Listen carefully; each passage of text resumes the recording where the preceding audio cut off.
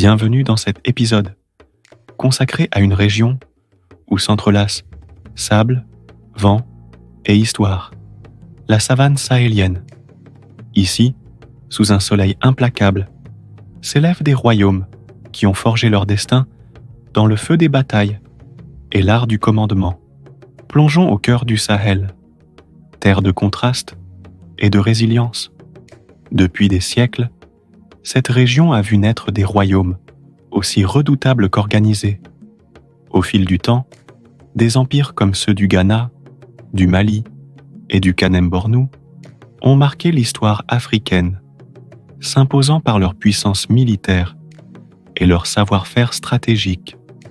Prenons d'abord l'exemple du Ghana, souvent considéré comme le premier grand empire de l'Afrique de l'Ouest. Fondé dès le 8e siècle, il prospérait grâce à l'or et au commerce transsaharien. Mais ce n'était pas qu'une terre d'échange. Ses armées, équipées d'armes en fer, étaient redoutables, capables de défendre leur territoire face aux menaces extérieures. Et puis vient le Mali.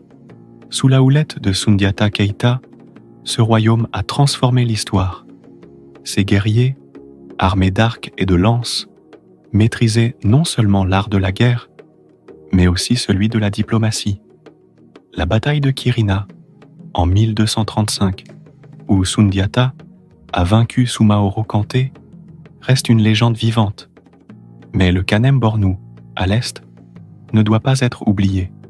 S'étendant sur ce qui est aujourd'hui le Tchad et le Nigeria, ce royaume a su combiner puissance militaire et alliance stratégique.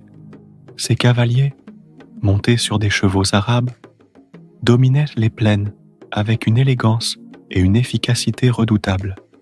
Chaque royaume du Sahel possédait une force unique, la maîtrise de la cavalerie.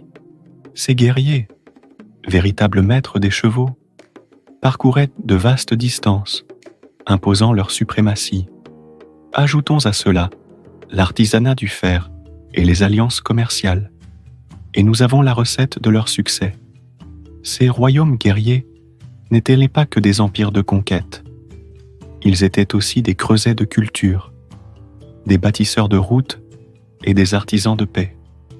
Leur héritage résonne encore aujourd'hui, dans les récits transmis de génération en génération. Merci de m'avoir accompagné dans ce voyage épique à travers les royaumes guerriers de la savane sahélienne. À très bientôt pour un nouvel épisode, ici, sur BK Podcast, où l'Afrique raconte ses merveilles.